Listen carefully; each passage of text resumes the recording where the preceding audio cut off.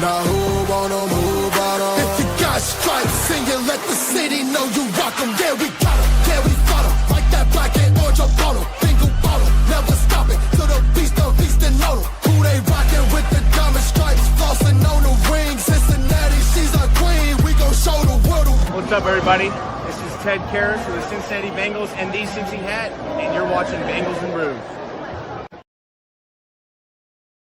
Oh, yeah. Guess one of us got to come on the screen. It's Pork Chop, Bengals and Brews. Dale's having problems with his audio, and this is our guest, Jacob. How you doing, Jacob? I'm doing great. Thanks for having me on the show here. Dale should be here shortly. He sent me a message saying he's having issues with his audio. Gotcha. Okay, yeah. I mean, that's no worries. I mean, that happens all the time. So yeah, technology. Yeah, I've been there too many times. Living in BFE. What's up, boys? Oh, howdy, how you doing? Nice to meet you. I'm Dustin. I'm a part of the crew. Haven't been on for a couple weeks of work stuff, but fan of your work. Been following you for a little while, so good stuff. So I appreciate it, man. Thank you. Jacob, tell everybody what it is that you do.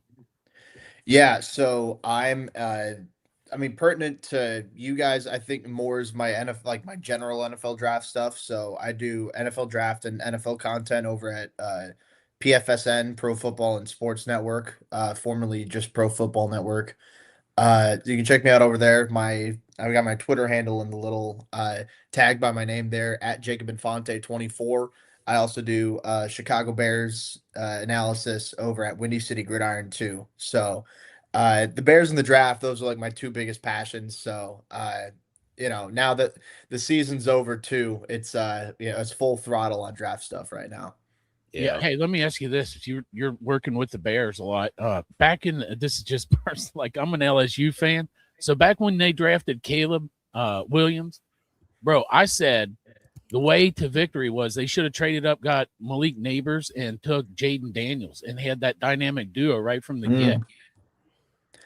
It could have been interesting. I mean, obviously, I know especially last year, Neighbors was looking a lot better than Odunze, and they had the they could have moved up and gone something nuts on it, but I'm happy with how it's all turned out so far. I mean, especially with Caleb, I think this year was really encouraging. He started to turn a corner, so still some room to grow, obviously. And yeah, I mean, obviously that that Daniels and Neighbors duo would be something else. It was tremendous at LSU.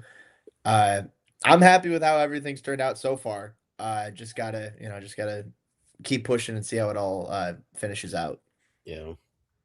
Look at Jacob, that. as you look at, he's here. The man. Yeah, nothing like being fashionably late to your own show when you have a guest on. Like, right. It wasn't working, and I had to restart my computer real quick. But Jacob, thanks for joining us. I'm Bengals and Brews on Twitter. I don't know if they properly introduced you. Pro Football Sports Network, PFSN.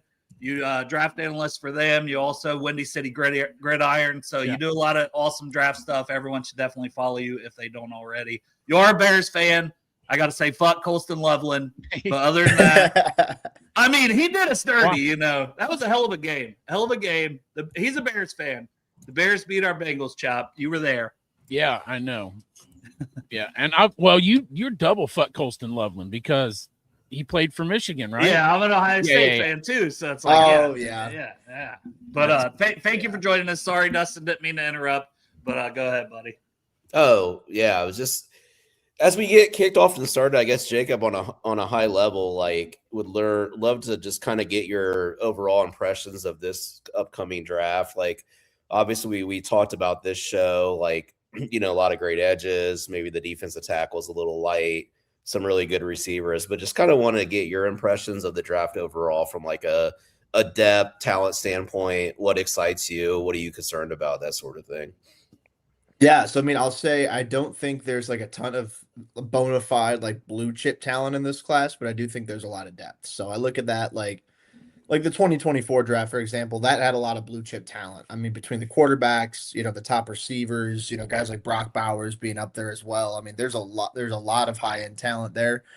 I don't think there's as much this go around, but I think that there's a lot of really good day two talent. I think the position that impresses me the most so far is edge rusher. And they're probably, I want to watch like one or two more games of all the top guys before I finalize my rankings and everything. But as it stands right now, I've got 6 edge rushers in my top 30. In my top 70 right now, I've got 11 edge rushers. So I think that, it shows that there are a good handful of guys where you look at and it's like, all right, I could realistically see them becoming starters at the next level. And that's one position that impresses me. I think safety's a lot better than a lot of people give it credit for. I mean, Caleb Downs from Ohio State obviously being the star of the show. I mean, there's a decent amount of decent enough drop from him to the rest of those guys, but I think that's more just because Downs is incredible, more so than the rest of the class being bad. I think there's a lot of really good round 2, round 3 talent that you could get there where you could end up getting a good starter out of it. So those positions I like. Defensive tackle as well. Maybe it doesn't have the high end value, but a lot of good, like I said, round 2, round 3. So uh, I'm loving this defensive class this year. At all positions, really. I mean, linebackers got a couple dudes. Corner, I think, is some really good depth in like round 3 or so. Edge, like I mentioned, round 1, round 2 is the sweet spot. So what it lacks in high end quarterback value, or maybe like, oh shoot, this is a blue chip wide receiver prospect. I think you have a good handful of defensive standouts who I think could be really good in the league for a long time. Yeah, well, you mentioned defensive tackle, so let's kind of jump in there. Peter Woods at 10. I don't know where you have him. I seen you just posted something about him today as well. He's a guy that I have in my top 10 on my board. I would love it. I think it's hard to find disruptors. I know the sack production wasn't necessarily there this year, but he still gets pressure at a really high rate. Was a really good run defender on top of it. He's played 3 years, still a young guy too, because he played as a true freshman at Clemson.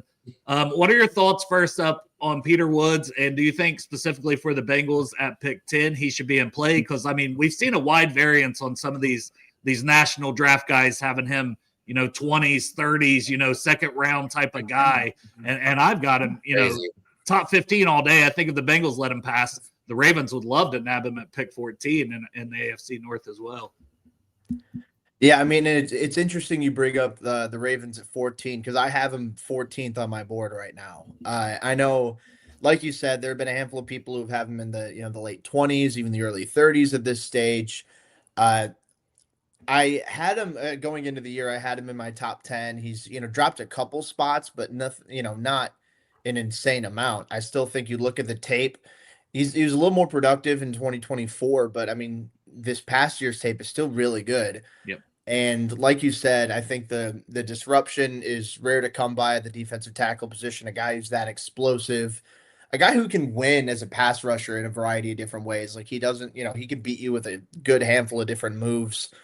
And as a run defender too, he has that spatial awareness to know, all right, this is when a guy's coming up my gap. These are the moves I need to use in order to stack and shed these blocks and then free myself up to make the tackle. I think he does that really well too.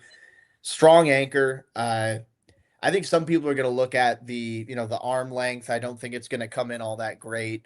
I know as a run defender, there are sometimes it gets washed out if it's like a down blocker or reach blocker or something like that. You get the lineman on a move, I think they can knock him out of the play. But yeah, I mean, I'm with you. I have him as a top 15 player on my board this year.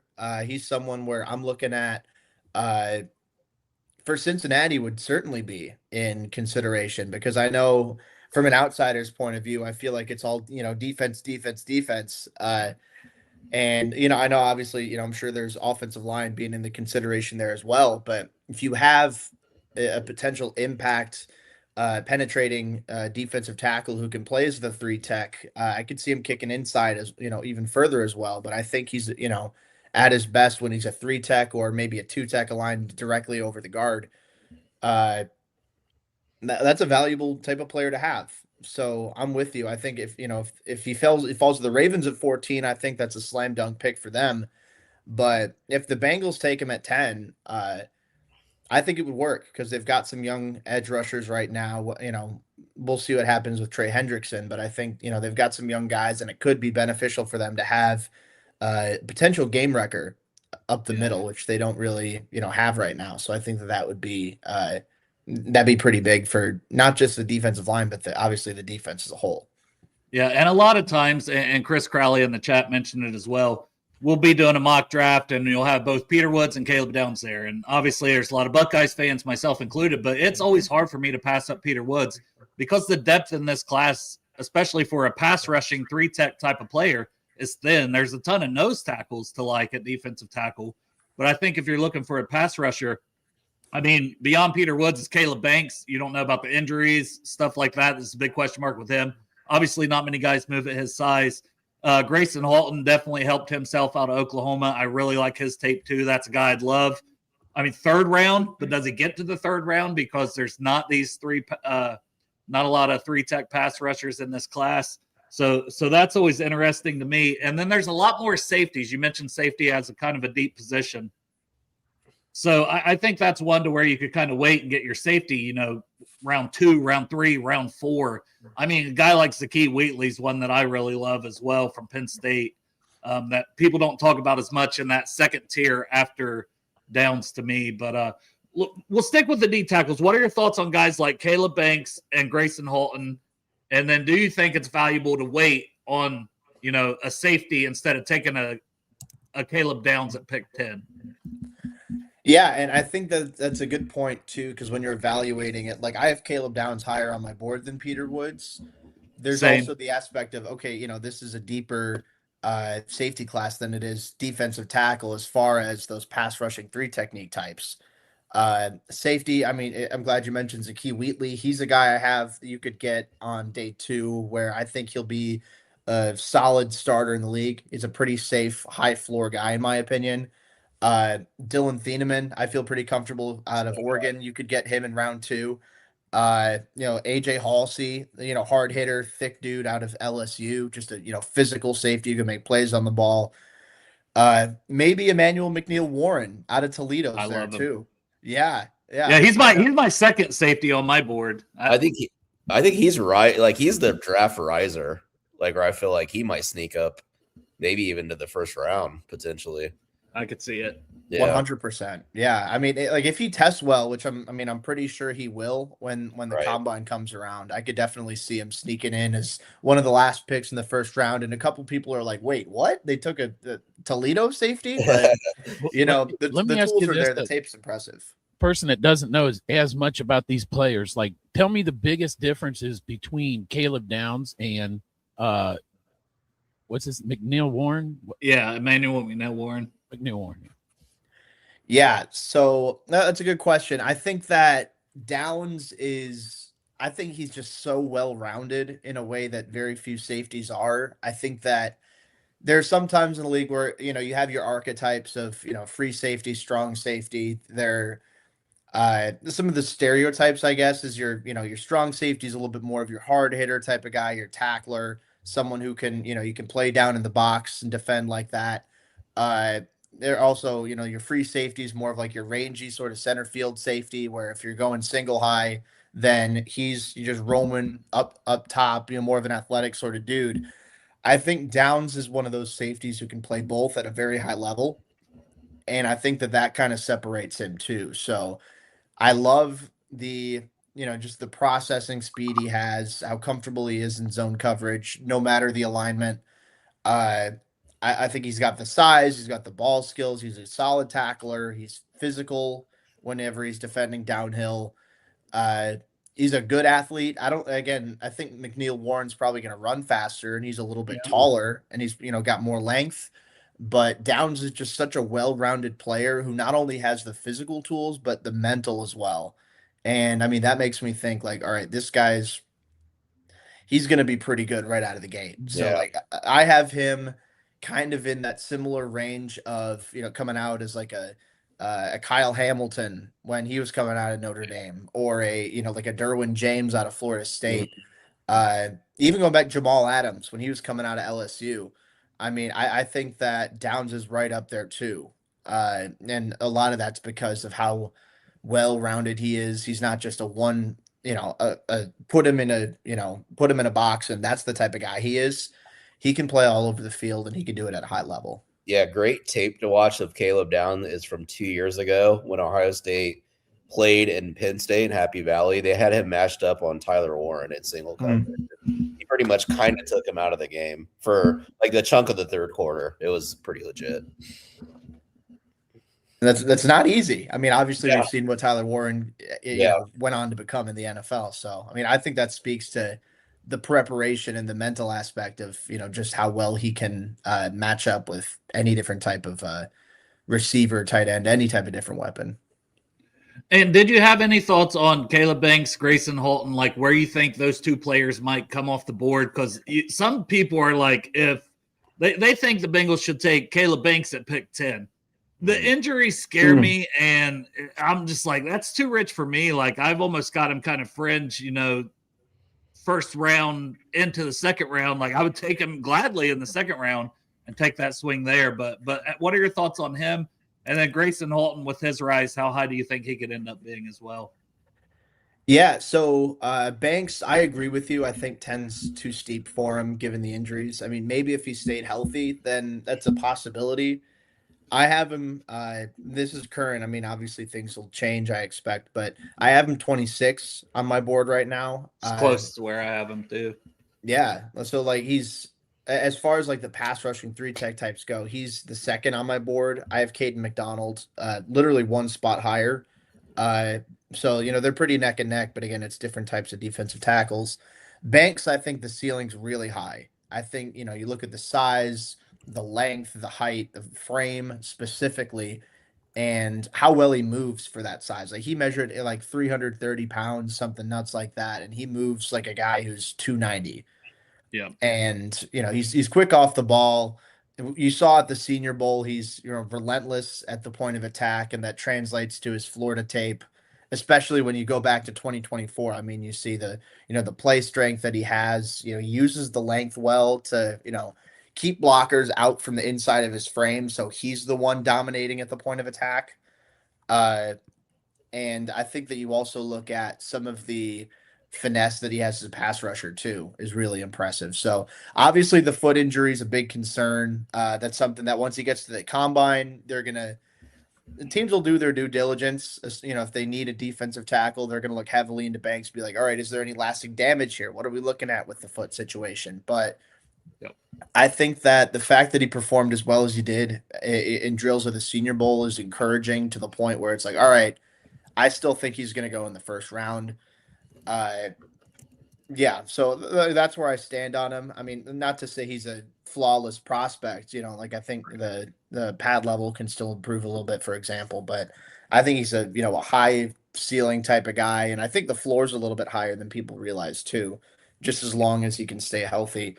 Halton, I'm really intrigued by because I love watching athletic, undersized defensive tackles.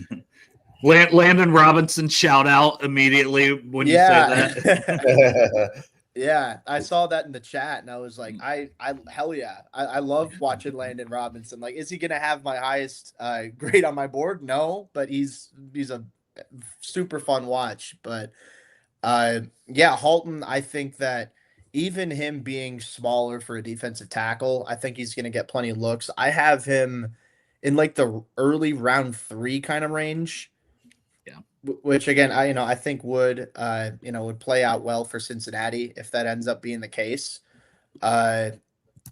Obviously with a guy who's smaller like that, you expect him to be more athletic. Halton is really athletic for that position. He's someone who can consistently win on pass rushing reps. I know. I think it was last year he ended up leading all FBS defensive tackles in pass rush win rate as far as like meeting a certain qualification. But quick off the line of scrimmage, agile enough that he can run twists. He's the type of guy who can chase down scrambling quarterbacks well. Being a shorter guy, he's low to the ground, and that can help him with pad level, help him with weight distribution. He's got good bend in the knees when he's locked up at the point of attack. And he's quick with his hands too. I mean, that's something where you see, like I said, with Peter Woods, the ability to, use different moves to beat guys at the point of attack. The ability to, okay, one move doesn't work. What can I use to work off of that as a counter? I think Halton does that very well. And like if you're looking for just a body to plug up in the run game who's going to eat, he's going to be a true space eater, draw double teams. I mean, Halton's probably not going to be that guy. Just because, a guy who's, I think last time I checked, he came in under 290. I have him down as 284. That might have changed, but naturally, I think that, that comes with some issues from a, length perspective, from a size perspective. He can get beat up in the run game sometimes, but I'd love him in round 3. If I'm a team in need of some juice along the interior, like, I know Cincinnati could use as well. I think that'd be a really good value. So I know we talk about the aspect of, Downs is the better player than Woods, but there's a lot of really good safety value in this class. I think you could argue too, where maybe you take Caleb Downs in round 1, a different position in round 2, and then circle back to Halton in round 3. I think you still could end up with a pretty dang good haul there too. For sure. And Halton at the Senior Bowl was 6'2", 293. So it's not like, 293 is solid enough, I think. Obviously, if he was around 300, you'd love it. But 6'2", 293, if he was 6'4", 293, I'd be a little more worried. But I think he carries the weight well. He's a very good pass rusher. He excites me. He's like my 6th defensive tackle overall right now. Like I just, the more I watch his tape, the more I like it. Hey, let me ask you guys this. So Dale, you said like Peter Wood, you have him at 10, and Jacob, you have him at 14. But like, so these other tackles that can that can rush the passer, where do you have them in your in the like top 100, or where are they at? Well, we talked about Caleb Banks. We both had, like, you had him in the 20s, right? 26 or so. And I've got him 25 to 30. It's somewhere in that range as well. Will he be the next one despite the injuries though? For the pass rushing, I have Caden McDonald. I've got him in the 20s, and then I've got Banks. So we're pretty similar on these guys. Okay. And then after that, I've got Lee Hunter as my next D tackle. I just don't see, like, I know he has good pass rush win rate, but he's a nose tackle. Like, he's not this pass rushing, explosive guy. I think sometimes people just see that win rate and just assume that he is. But I still like Lee Hunter a lot. Don't get me wrong. Like, very good player. And then Kristen Miller, who just is – Georgia used him as a run defender, so that's always a little tough because it's like you didn't get to see everything he could do, but you see the way he moves. And when he does rush the passer, and you're like, ooh, it's intriguing. There's something there, but the Bengals have Chris Jenkins, and I feel like it's a very similar type prospect. Yeah. That I wouldn't love. And then Grayson Halton is who I have next. So, and I've got him about the same range. So I don't know how your board is for that, Jacob. Yeah, I mean, and it's a good point. You bring up Kristen Miller too, because he's someone, with me being a Bears guy, that I'm, starting to think like, okay, if he's the pick at 25, I'd be very excited with that. Because he's going to test well. He's going to test really well. Yeah. Absolutely. Yeah. And you go back to, I mean, he's a proven run defender. The pass rush sample size isn't massive, but he's an explosive athlete. You see the flashes. I mean, the tremendous, like, again, the pass rush win rate, I know, like we talked about, it doesn't tell the whole story, but you see the tools, you see the flashes, you bet on the upside in the passing game, and you get a pro-ready run defender. But anyway, so yeah, like I mentioned, Caleb Banks, I have at 26. I'm going through just to see like the pass rushing type of defensive tackles. Halton, I have at 82 right now. So he's my D tackle 8. I have a couple of those run defending guys ahead of him. Miller and Hunter, we both mentioned. McDonald, I said earlier, is my DT2. And then Dominique Orange and Daryl Jackson Jr. Out of Iowa State and Florida State, respectively. But Halton's not too far behind. Like I said, I think, 82 comes in like around that early mid round 3 range, like I was saying. So I think that would be tremendous value. If you were see that comment at the bottom there, it's like, oh, come on. But he gets on to me. He says I'm a Bills fan now, and the Bears were my surprise team to make the playoffs, so he should already known that I'm also a Bears fan. Apparently, Yeah. Crip. I was rooting for the Bears. Too. I think the Bears and the Bengals like the same type of prospects, if I'm being honest. Like big receivers, like the traitsy kind of like tackles on kind of thing. So yeah, sorry. No, 100%. Yeah, and like I think that there's going to be some overlap as far as, guys that I'm looking at in the late first and guys that you're looking at in the early second, where it's like, okay, maybe if he falls a couple picks, he could be in the mix for Cincinnati. So it works out perfectly that, Bears also need pretty heavily defensive line and just defense in general. So a lot of these guys that we're talking about, I've watched pretty in depth, prepping for them for Chicago. So, the overlap just works out pretty well. Yeah, and Ryan saying the Bengals pick better quarterbacks. Known Caleb Williams hater. Caleb Williams, my quarterback one. Pork Chop's an LSU fan, so obviously he was Jaden Daniels all the way. We went over that. Okay, did you? Yeah, and I like Caleb Williams, and I believe in Caleb Williams. Like you believe in Caleb Williams because Ryan Sparks, he's good, and you give him no credit.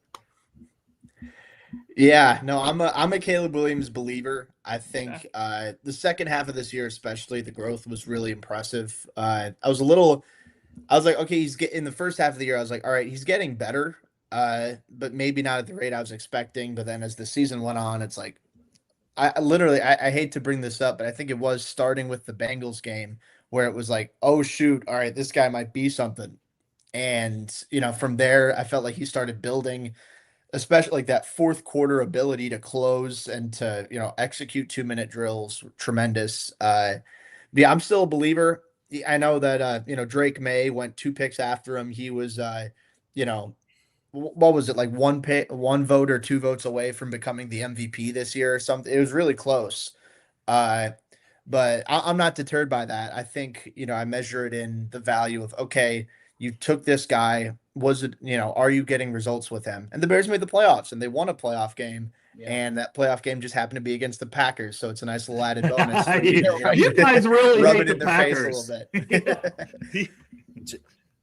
If you want, though, fuck the Packers. I'll help you out, man. Yeah, fuck the I'm Packers. with you, Jake. Yeah, Fuck fuck Yeah. the Packers. They recited yeah. before. All You ain't day. got nothing to worry about. Jacob, I know that like a lot of us, like I know Dale, we talked about this before. Like I always like the idea of taking swings on like interior offensive linemen in like the middle of the draft, like your bread and butter guys. I really like Rutledge a lot from Georgia Tech just because in that offense it requires them to move a lot. And I think he's got some interesting traits. Kind of wondering like maybe day 2, day 3 guys that you could see. I mean, even the Bears like taking a swing at that type of position or even tackle, kind of where you are with that. Yeah, so that's a good question too. I'll kind of focus on like that round 3, round 4 kind of range. It's you bring up Rutledge, I'll start with him. He's just nasty. Yeah. I love watching him. I mean, he's sturdy, he's strong as all get out. He's very tough to push the pocket against. I mean, he absorbs contact really well. I mean, he's got a good, when he gets the hands right, he's got really good grip strength. Like he's got like vice grips for hands where it's really tough to get him off of you. I think, he falls a little bit. I don't know how well he's going to test. I mean, if he does test well, then yeah, absolutely. I think like, maybe early round 3, top 75 could be a realistic landing spot for him. But on tape, sometimes I'm not super wowed with, like as a run blocker, his burst coming off the snap or the mobility whenever he's blocking on the move. I know he's predominantly a gap run blocker. I think he'd be best in a gap scheme, but he can do a little bit of zone as well. It's just that I think that his game specifically and his college experience at Georgia Tech is better suited for gap. But anyway, I'll go like a couple other guys too. Chase Besantis out of Texas A&M is a dude that I enjoy watching. I feel like there are some conflicting opinions on him. There's some people who have him in like early round 2. Me personally, I'm not quite there yet. But I see a lot of, intriguing tools. I think he'll be a day 2 pick when it's all said and done. Like he's another guy. He's got that mean streak. Yeah. He's powerful. I think he's got pretty good spatial awareness too, in pass protection where, if there's a guy who's not directly on him, he knows how to pitch in with, double teams, chip blocks. You know, he processes stunts and blitzes well. He's seen it all essentially. So I've been impressed by him. He can play guard, he can play tackle. I think that versatility is going to help him out really well. Again, maybe not the most athletic sort of guy out there, but I think he's going to be like a good high floor, eventually a solid starter in the league. And another guy, actually, I wanted to bring up because in a couple days I'll have my prospect interview. I do, as part of my draft coverage, I interview prospects too. And this is the first guy that I've done so far is Brian Parker out of Duke, where he's lined up at tackle, both tackle spots for Duke, but he's going to kick inside to center or guard. I know at the Shrine Bowl he played a lot of center there too. So he's another high floor sort of guy where he's not as big and physical as a Besantis or a Rutledge necessarily, but I love the intelligence and the body control too. Like he's a guy, he can block on the move really well, takes good angles as a reach blocker, sets his hands well, and then when it's time to seal his hips and or to roll his hips and then seal off the defender, he does a good job of getting his base right, getting the hands right and everything. He's coordinated. His lateral movements are pretty solid. He's quick off the ball. I like Brian Parker a lot. I think he's a guy that I'm going to end up being higher on than the consensus. I think I read Mel Kiper said on ESPN that it's probably going to be like, late round 3 or early day 3, like round 3, round 4. I have him late round 2 right now. So that's, a little bit higher than where the league seems to have him, but he's a guy I want to say, who was my comparison for him? I'm trying to think. I had a comparison. Was it the other Duke tackle that converted to center? Graham Barton? Yeah, Graham Barton. That I don't know. That wasn't the one that I had, but I see a lot. I mean, it's the same sort of situation. I think Barton is a little bit more explosive, but it's still, I agree. A refined, mobile, polished tackle prospect who just has to kick inside due to a lack of length. So Parker's another guy that I love in round 3, and I think that for Cincinnati in particular, he'd be a good ad. Yeah, I mean, versatility is always beneficial. I have him as a day 2 guy also. We kind of mentioned centers, so like I watched more centers just this past week, and Sam Hecht, the more I watched his tape, the more I liked him. I know he had a really good Senior Bowl week. Do you have any thoughts on him? He is strictly a center, so not the versatility, because he's about 297. So you said Sam Hecht. Sorry, I got a like a Slack message. I was distracted. Good. It was Sam Hecht though, right? Yeah. Gotcha. Okay. Well, yeah. So I'm intrigued by Hecht.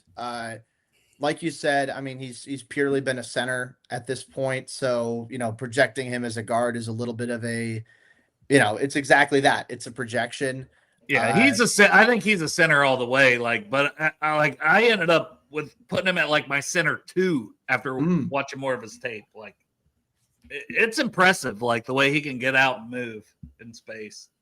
100%. I mean, that's the big thing that I came away liking him too, is the mobility.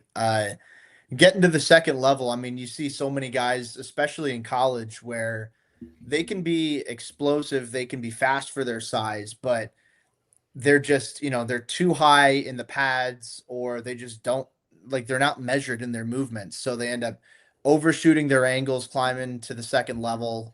They just, their positioning is poor. Their footwork's poor. They don't know how to break down in space and really get to a guy. I don't think that's a problem with Hecht. I mean, he's got some of the best second level blocking that I've seen in the interior class so far. And to add on to that, I like the hand placement that he shows too. I mean, the timing, the accuracy in his strikes is encouraging to me. And I don't necessarily, like, his anchor is good enough too, where I'm not worried about it. He's not like the nastiest blocker, like the most, like he's going to drive you off the line of scrimmage and bury you into the dirt type of guy. But he's someone who I think he's a well-rounded guy who's going to test well. Good spatial awareness, good zone run blocking awareness. I'm not quite to that level of center too. There are a handful of guys in this class that I also really like. Brian Parker actually being one of them. I have him projected at center instead of guard, but Same. I do too. But yeah, Hecht is somebody that I could definitely see stepping into a starting role, at some point. If not in year one, then year 2 or year 3 potentially. And then we'll get some questions from the chat here. Christopher asked, any thoughts on Caden Barnett? I have not watched him, so I don't have any. I know that he is a draftable player that I need to watch from Wyoming, guard out of Wyoming. Yeah, unfortunately, you got me stumped here too. Yeah. I have notes on John Michael Gillenborg, the tight end from Wyoming, so I do have that from Wyoming. Yeah, I mean, that guy moves like a receiver, but I was disappointed in his season for Gillenborg. But we will get to Barnett, Christopher. I will get that for you. I'll watch him. I'll get some stuff out on the Twitter account. I know. I feel like a loser, Christopher. I'm so sorry that I don't have that. And then this was your offensive line week. You're heavy. Step up your game, Dale. I know. I'm sorry. I only have watched like 500 prospects. I'm sorry. That's right, man. I'm slacking. And then Matt asked about corners in the third round. I would even say second if we're talking Bengals, because I think Dax Hill's going to stick on the outside. DJ Turner, also obviously French Pro Bowler this year, was very impressive on the outside. I think they could use a slot corner though, and I love a guy like D'Angelo Pons. I don't care if he's 5'7". Yeah. I love a guy like that. Keontae Scott from Miami, a little bit older, really like him. Those are some of my guys. There's some other corners to look at, and we don't have to pigeonhole it to slot corners, but I feel like for the Bengals, that's what we need. But who's some of your favorite day 2 corners? That's a good question too. I mean, and I love D'Angelo Pons, like you mentioned. Size be damned. I'm a big fan of the fluidity, the explosion coming out of his transitions, the route running or the route recognition that he has in coverage. Him being smaller, even, I respect the physicality he shows as a tackler. The ball skills are impressive. One of my buddies went to Indiana, so he's a diehard fan there, and he showed me like they've got a shirt where, like as a part of his NIL deal, where it's like try 5, get 6. Or something like that, where it's like, he's number 5 for Indiana. Like if you throw it at him, he's going to pick it off and return it for a touchdown. And I think it was 2 pick sixes he had this year. I think I could be wrong, but I think he had 2 picks this year. Both of them were touchdowns. I know at least one of them was, but he's someone where, yeah, he's an outside corner, a little bit of a projection, but I think he's going to be a really fun starting corner at the next level. Keontae Scott as well. Like you said, a little bit older, but I love the versatility. I think he's, one of the more physical nickel corners you're going to get in this class, one of the better tacklers coming out of the slot that you're going to find in this group as well. Past there, I think there are a handful of safeties that you could project in the slot in particular. If you want to go like purely outside guys, I think that if Chris Johnson out of San Diego State ends up falling into the second round, he's another well-rounded corner. The instincts, the physicality, the ball skills, I think he'll test well enough to the point where I'm not going to be worried about his long speed, but on tape, sometimes it can be an issue. Colton Hood from Tennessee, I have no idea where he's going to end up. Right. He's someone I feel like could go as high as the late top first. 15. Yeah. Like he could go real high. Yeah. He could definitely be a first round pick, but at the same time, I could very realistically see him falling into the second, into the 40s or 50s. Keith Abney too, I think, is another guy to keep an eye on. Where he's scrappy.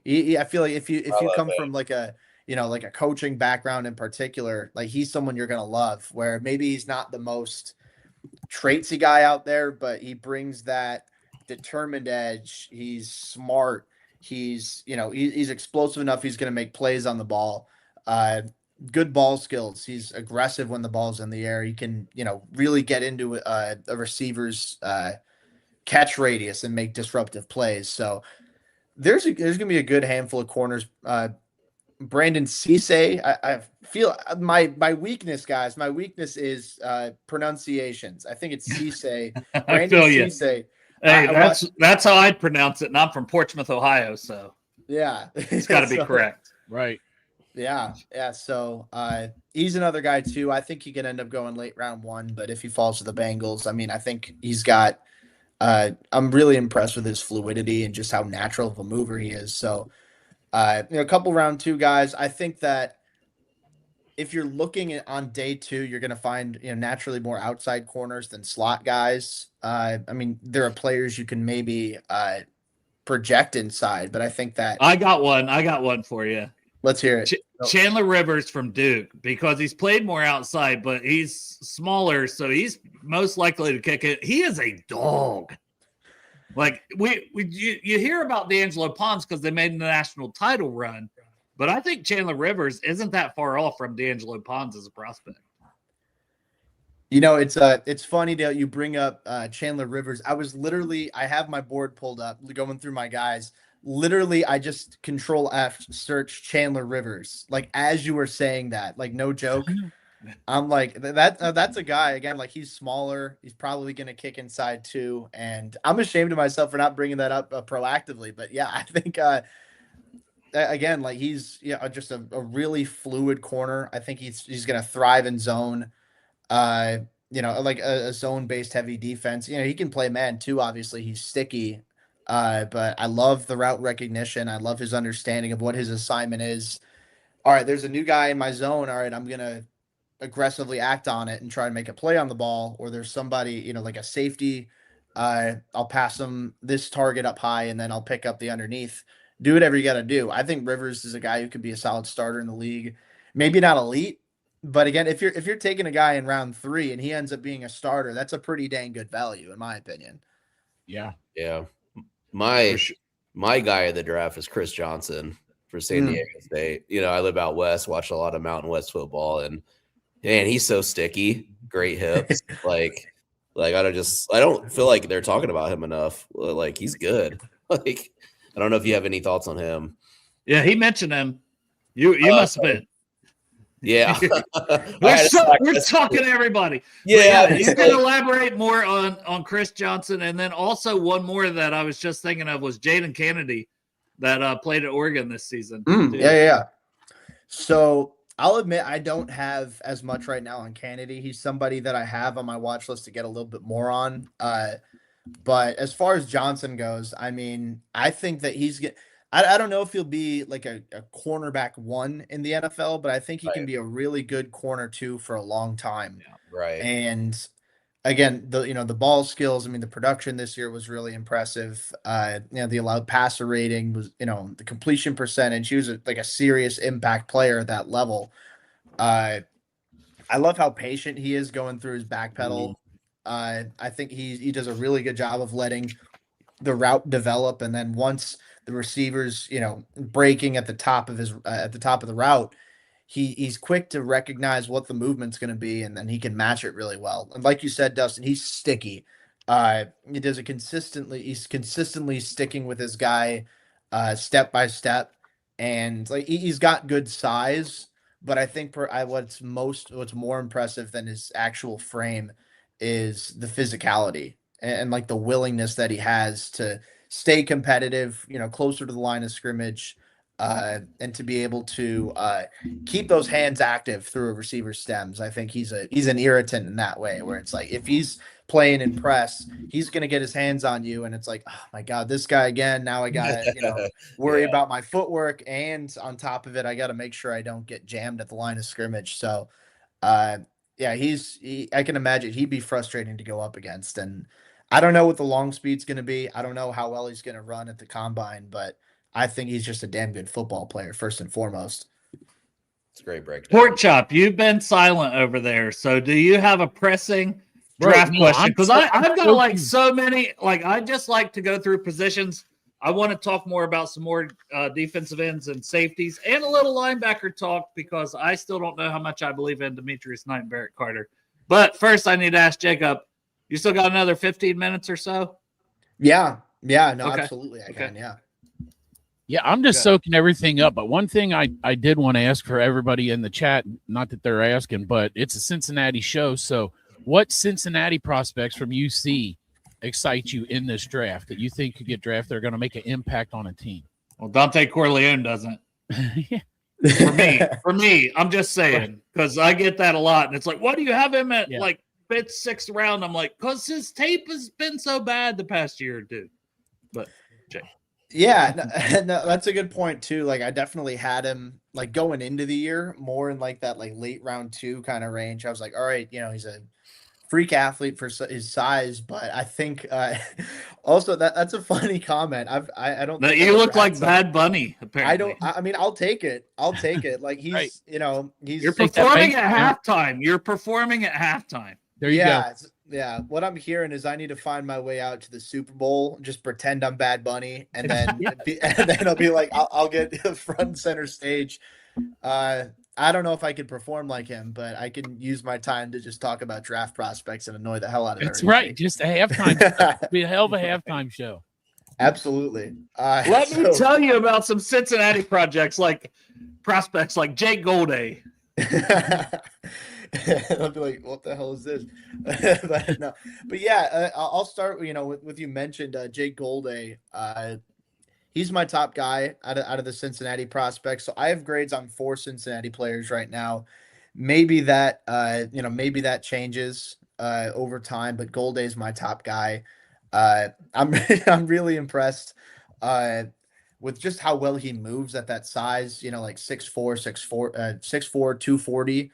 Having that length, having that size, and I think the fact that he played as an edge rusher initially in college, or coming out of high school as well too, you can see some of the craftiness as a blitz defender, where you can see how competitive he is at the point of attack, how he can use his length well to and the hands to string moves together to shed blocks, but the length to keep blockers at bay, and then when the time comes to stack and shed and disengage. But I love the mobility he has. He's such a fluid mover. He can work across his body well to change direction. The downhill explosiveness I'm a fan of as well. I think I need a different hairstyle. That's my thing. Yeah, you need to get them beads, man. He doesn't have that. He just won like an award, Chop. Like, does he have? He's got like a buzz cut now. Yeah, does he? And I don't know. Yeah. I don't. What was that? The Grammys? I don't know. I don't watch the awards. What award show just happened? This way. I mean, it's closer. Yeah, put some sunglasses on. There you go. Yeah. Shave a little bit of shave some of this off. Hell yeah! Hey, you could at least go to LA or go to the Super Bowl and rent an exotic car and drive around. Who knows? Yeah. Yeah. Exactly. Yeah, I could use my Jake Golday. Yeah. The thing that pissed me off about Jake Golday was the way he was used. Like they lined him up like at slot corner, basically. Like he was out wide so much. Like on the All-22, he's never in the frame. Yeah. Like that's so frustrating to me. Like, especially when you're watching linebackers, where it's like, all right, I mean, it's nice to have like the wide, full field shot. But for those guys in the front 7 and the offensive linemen, I love watching, like that close up view. Yes. And for someone like Golday, or like maybe like Harold Perkins out of LSU or something, where they play all over. They play in the slot sometimes. It's like don't get Chop horny when you talk about Harold. Don't perk me up. Don't perk me up. I've been an LSU fan, man. That's all he ever wants to talk about. I've been in love with that dude since he was number 40. Well, do you know who didn't get used that well this year after the first month of the season was Arvell Reese. Like, I don't know what Patricia was doing with him. He was like dropping him in zones and not blitzing or sending him. Like, he lined him up on edge a couple times, but like, did you have any takeaways for him? Like maybe like the lack of production after like the first part of the season? Are there any red flags for you there, Jacob? I wouldn't. Yeah, that's a good question. I wouldn't say red flags. I'd say, it's certainly a part of the evaluation process with him, where, I mean, he got off to such a hot start. Maybe he slowed down a little bit, and I do think part of that came down to misuse. I think the more I go into it, the more I'm thinking he'll be an edge rusher at the next level. I mean, I still have him graded as a linebacker, but I think he's at his best when he's engaged in contact. whether he's, shooting downhill as, as a run defender, whether he's rushing the passer, up the A gap or off the edge. I think, that's where he really shines. And you can see that strength, that size, that length, that athleticism. Coverage, definitely a work in progress. I think, part of it's processing too, and just being comfortable out in space. I think he's more like reactive than he is instinctive, where he sees something, maybe he's a split second too late. And it's like, okay, this throw already happened. Now is when I'm going to be relentless and get into the ball, as opposed to being able to predict when the ball is going to be out, what the route concept's going to be. I think that's still something he needs to work on. So, not a polished process, like I don't want to say not polished, not a perfect prospect at this stage by any means. I think a lot of the allures, the physicality, and the tools that he has, and rightfully so. I mean, I have him in my top 4. I don't think that's going to change, but yeah, I think it's something to bring up too, where, they tried to make him like more of a true off-ball linebacker. Yeah. And I think he's best in that kind of hybrid role, where sometimes you drop him out in space, sometimes you have him like on early downs as a run defender at the second level. But on passing downs, I think that's one thing they need to figure out at whoever drafts him in the NFL is, are we going to have him dropping back in coverage? If so, you're going to have to teach him a little bit more, or are we going to have him rush off the edge and figure it out? I think you 100% have to have him rush the passer. Like, he was a guy that I had in my top 3 based off the first half of the season. And then the second half of the season, and the more tape I watch, I'm like, he was basically just a quarterback spy for so many games. And it's like, and that's not fair to him to be like, well, I got to drop you a lot lower, but it's like, well, you're not making an impact on the game, like Dustin said. And I'm a Buckeye fan, and I'm just like, I'm watching it back because Dustin, I told you at the time, I'm like, I got to watch it back. Right. And it's like, I think he still did his job. He's still a very talented player. Right. I do think, like Jacob said, his best role is just make him an edge. Like, he's really good when he's just going after the quarterback, rushing the passer. But is he going to hold up against the run when he's playing the edge? So that will be the thing. How do you use him? Where do you line him up? He's probably going top 10 either way, but I'm curious to see. I'm just saying, like, we got the draft guy on here, man. So don't let me pass. You're going to ask about. All right, I'll be back. He already touched. He brought it up, man. It's not my fault. You brought up Perk. So I'm just asking. So he's a mystery to me, and it seems like he's a mystery to a lot of folks that do the draft. Like, what do you see him being utilized as in the NFL, and where do you think that he might go in the draft? Like, where do you have him? So right now, I have Harold Perkins, number 59 on my board.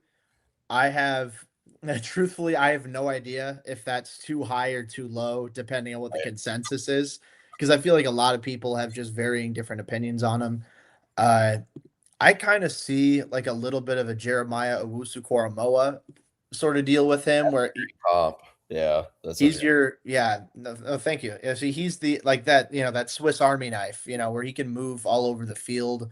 He can rush off the edge, he can cover in the slot. He can just be a rock solid defender. He's a little bit undersized, admittedly, for a linebacker, coming in like 6'1", 220 something. Not the biggest dude in the world, but I'm impressed with his tenacity as a downhill defender, which shows the athleticism, obviously, but also his ability to rush the passer, whether it's off the edge, whether it's, at the second level, coming downhill as a blitzing defender. I'm impressed with that. I think that he's got some, a better pass rushing arsenal. Wow. And look at that. Yeah. 130 higher than where I have him as far as Perkins goes. So that's higher. It's really, it's tough. Nobody really knows where he's going to go. Hey, look, you got him 58 lower than I got him. Jacob, the evolution of the NFL, and as you know, with like Chicago, I think this was one of the highest percentage years that teams lined up in 12 personnel.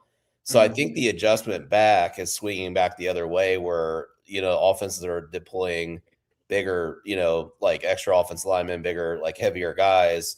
and the defense, is probably going to have to kind of combat that now back. And that's what I love about the NFL, the swings. Taking Harold Perkins, for example, do you think some of these tweener players, maybe like, 3 or 4 years ago, they would have been drafted higher, but now they might start to get pushed down the board because like the defense rolling those guys out there against these like 12 person, like where do you light up Harold Perkins when there's like 2 tight ends on the field and asking him to hold up in the run game? You know what I mean? Yeah, I mean, that's a good question. And I'm glad you bring that up because it's fun to see as an evaluator, as a fan, whatever, that shift back and forth between, all right, everyone's going, heavy in nickel, heavy in dime. And then offenses are like, all right, well, we're going to counter that with, Right. 12 personnel. Like, and the Bears especially, I checked it recently. Both Colston Loveland and Cole Kmet were on the field for over 60% of snaps this year. Crazy. And used a lot of Durham Smythe as your tight end 3 in that mix as well, too. So Perkins, I could definitely see dropping a little bit because he's like that tweener, where he's a little bit smaller for a linebacker. I think he's a hell of a football player. I think that his pass rushing ability is going to be really intriguing. Against those, against that 12 personnel, I don't know. I think he could be, if you had to shoehorn him, I guess a will linebacker is probably where I'd want to put him, just because putting that athleticism out in space, I think is the best move for him. Yeah. But at the same time, like I think he can rush the passer well, but it's a different approach as a pass rusher, where the offensive linemen are going into their kick slide as opposed to a run play where they're climbing up to you and they have all this momentum and you have to engage with them. I don't know if Perkins is going to be as good against the run in the NFL, but I think he's going to be really fun on passing downs for sure. Yeah. And that's where I felt like LSU maybe got a little undue hate because like, they're obviously asking him to move to like an off-ball linebacker, but it's kind of like probably was the best for him to prepare him for the NFL, right? Yeah, so to speak. So it's kind of like maybe they did him a favor in a way, but it's also like when do you deploy him as a pass rusher? It's just like it's kind of an interesting conversation. So no, definitely. Yeah. And so I know I was just going to say, do the Bears need an offensive tackle, like a left tackle potentially? Am I wrong on that? I mean, maybe. I think the big question is Ozzie Trapillo. They took near the end of the second round.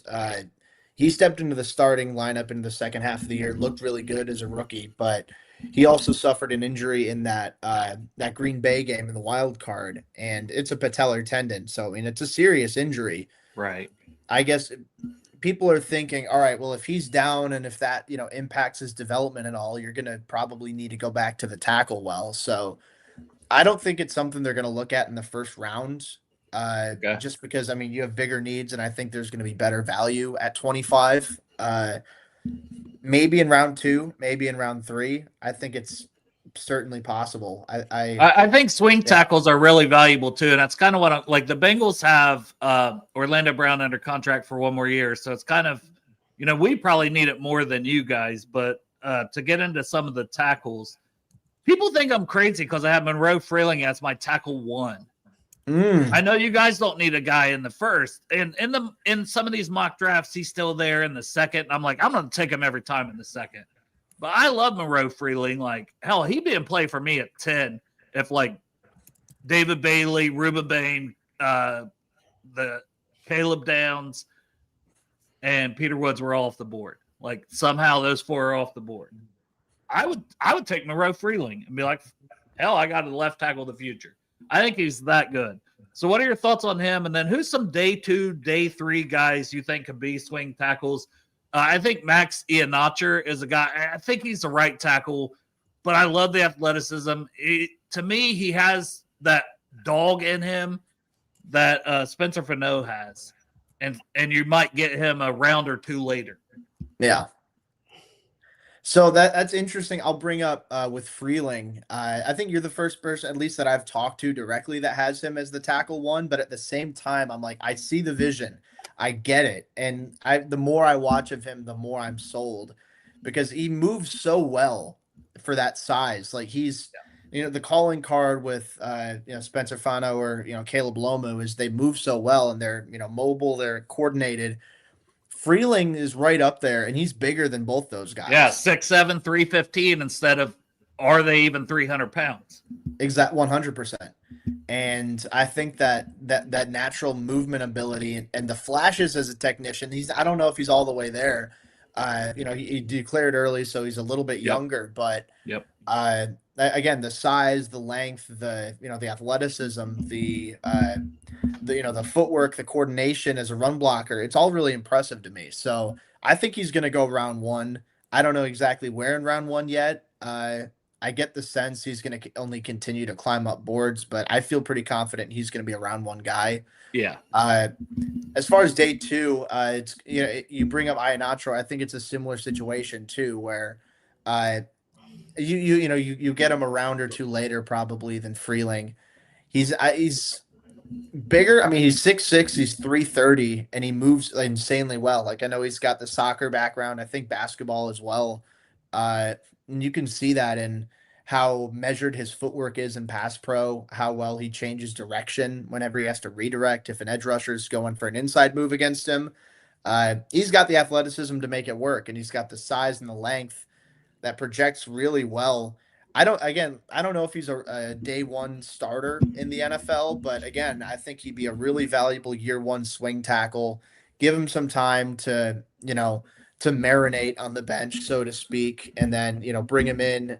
Again, yeah, I'm with you. Probably right tackle, but even at left potentially too. Take a shot on those tools in round 2. I think so. I think that's what a team's going to end up doing is end up taking him that high because of the upside. And then one more guy at tackle I wanted to bring up too is Caleb Tiernan out of Northwestern is a player that I've really come to like. Kind of like Iheanacho. Oh, but the arm length, Jacob. But the arm length. Like, he's a good football player. That's where I'm always at. Oh, wait, Will Campbell. What's happening with him this year? Shut I know. I'm just messing. Hey, keep your mouth off of Will Campbell down there, Dustin. I know. Will Campbell is starting at left tackle in the Super Bowl, Dustin. That's valid. As a rookie. Dangerous game with the LSU shout there. He actually started the year really well. But, oh yeah. Yeah. The first half of the year was tremendous. I mean, the playoffs have been a little shaky, but yeah, no, I think, and with Tiernan too. I mean, the length for a guy who's as big as he is, maybe not as great as you'd like. But I love the tape with him. I think he's a different breed from Freeling or Iheanacho, or where maybe he's not a freak athlete. Technician. He's a technician. He's a technician, and he's strong, and he's smart. So I think, he's a 4-year starter at the Big Ten level. I mean, that's got to count for something. He's got good, powerful hands that, there's serious force behind his jabs at the point of attack. There's, good grip strength. He's tough to get off of you, even though he doesn't have elite length. If he doesn't win with his hand placement right out of the gate, I love how hard he works to reset his hands and to make sure that he gets that leverage, whether it's right off the snap or, a second later in the rep. I think he processes blitzes really well and different exotic pass rush looks.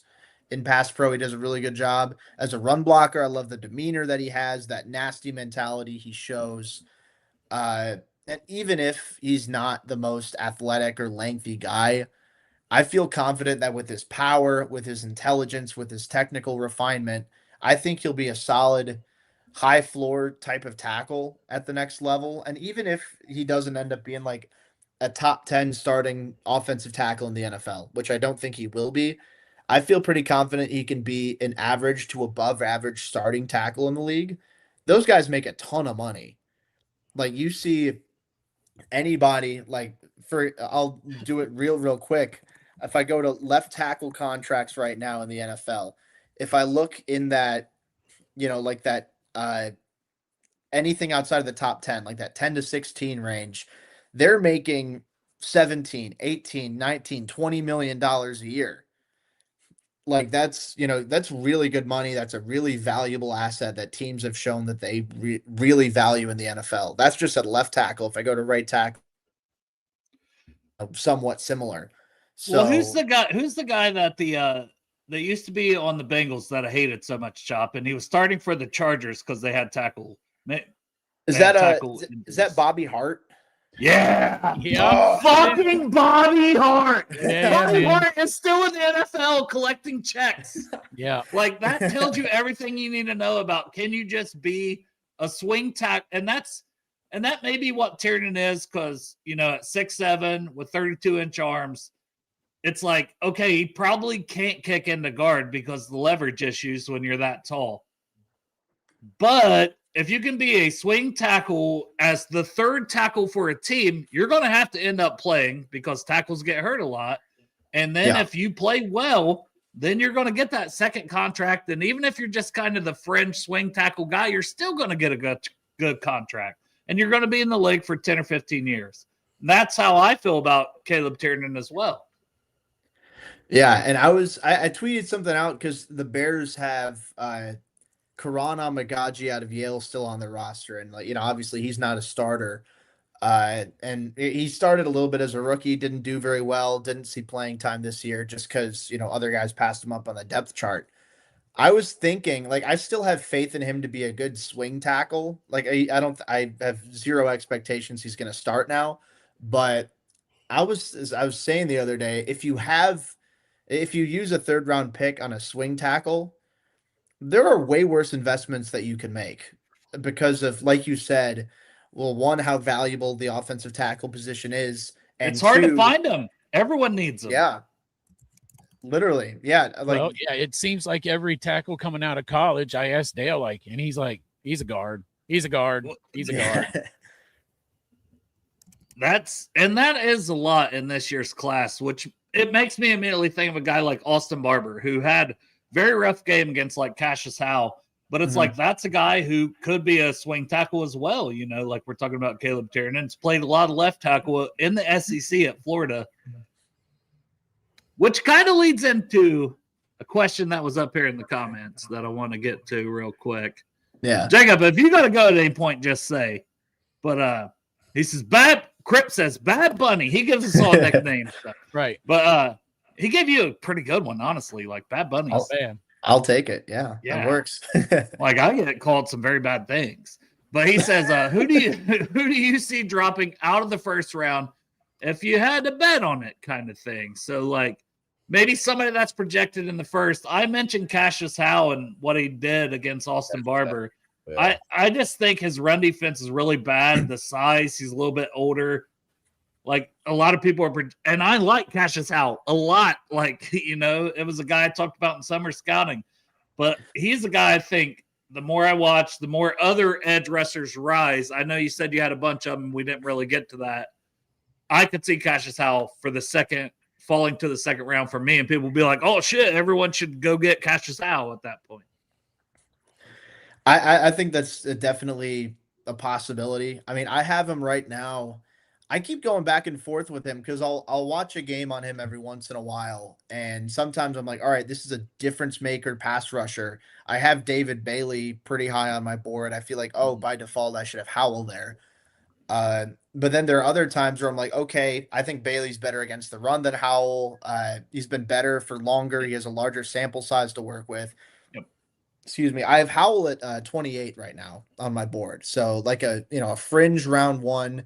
Maybe he goes into round two. I think that's, I think that's a pretty fair range for, a guy where the tape is really fun to watch, but you have some concerns about, all right, is he a 3-down starter in the NFL? What's that going to look like? Is the lack of length going to hurt him in the pros?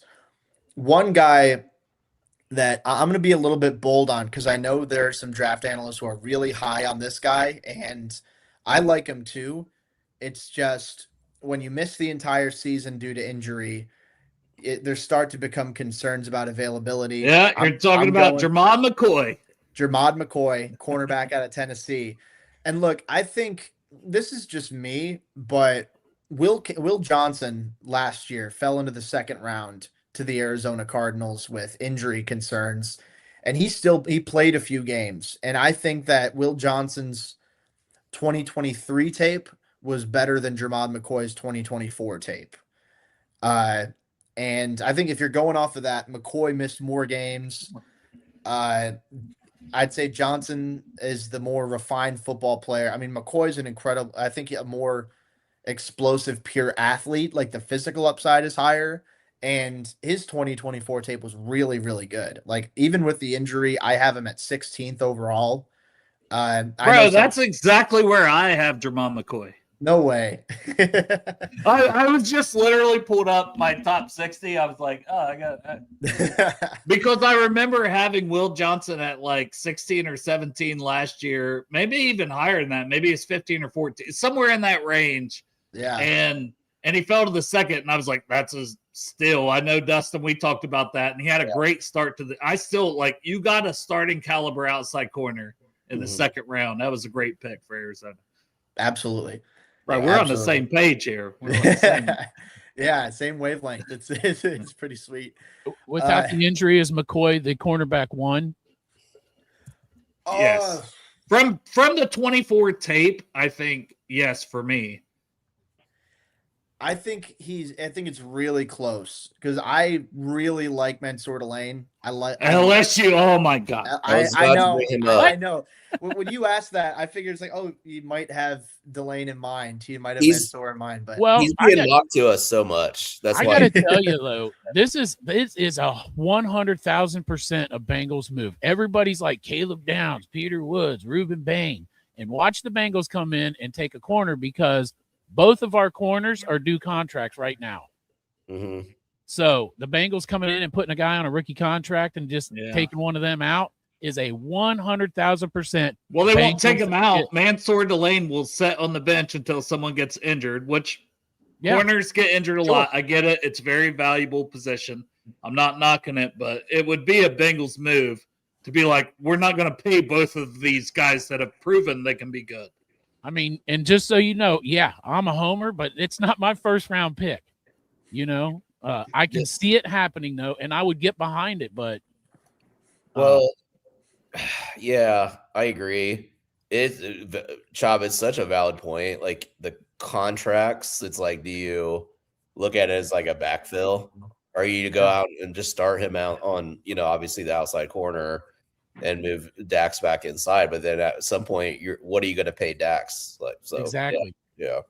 And like Dax Hill last year had the second most tackles out of his position. DJ Turner had the second most pass breakups in his position. So both of them are going to want money. Mm-hmm. Yeah. No, absolutely. And like I go back with Delane, like this year, I had to go back and check, but 31.3 was the passer rating that he allowed this season for LSU. It's insane. 2 picks. Yeah, 31.3. He allowed 40% of targets as completions. On 35 targets, allowed 14 catches, 165 receiving yards all year. I mean, he was locked down in the SEC. Like, that's not easy to do. Those are future NFLers he's going up against, and he shut them down. So I've been doing my handful of mock drafts too. I think I've had Delane go to the Bengals a couple times over the course of it. Yeah. So it's hard to find guys like that. Just don't come around often, like you can say that about edges too, I guess, but man, I don't know.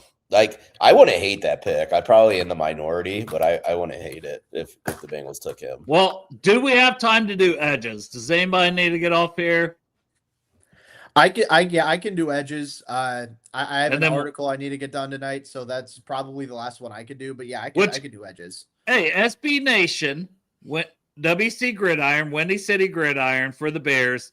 That's Cincy Jungle for the Bengals, and I do articles for them. So, like, my God, like, Crypt Keeper in the comments is like, "Oh, you got like that's Windy City Dell." Basically, I don't know what he was saying, but that's he's also the Detroit Lions Dale too.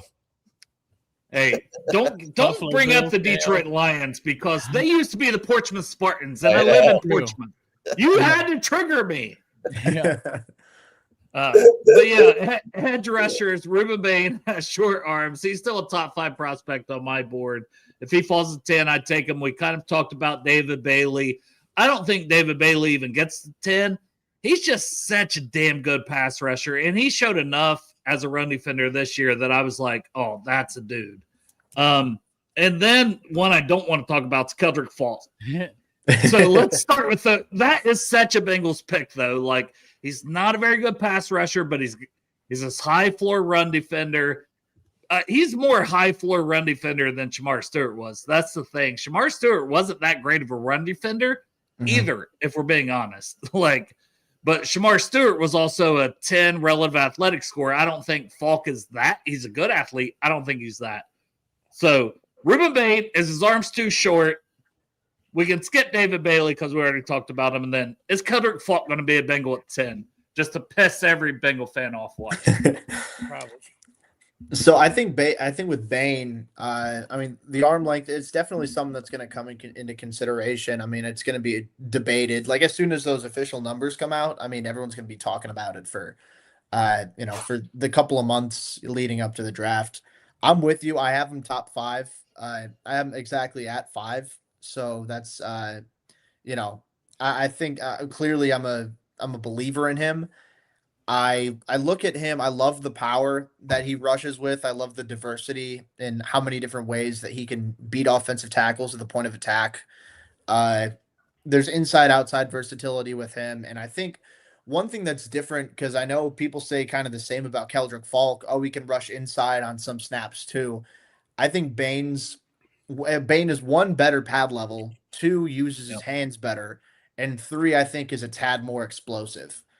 Like, I don't think Bain's the most, like, he's got solid enough flexibility, solid enough agility. I don't think he's a David Bailey level in that regard, but I think he's shown more than Falk in that regard, to where, okay, they both have size, they both have power, they both have inside-outside versatility. I think why I have Bain higher is because of he's got a better understanding of how to use his hands, and I think he's a little more explosive. So obviously Falk has, he's taller, he's got longer arms. I think that's going to play a role into his evaluation too. But Bain, I'm not too worried in. I think that he's going to be a good, like an above average starting edge rusher for some time. I think I keep going back to Brandon Graham with him being the comparison, where Graham was never like, all right, defensive player of the year type, but he's always like a reliable starting edge rusher who can stick in the NFL for a long time. I think he's like Brandon Graham on steroids, though.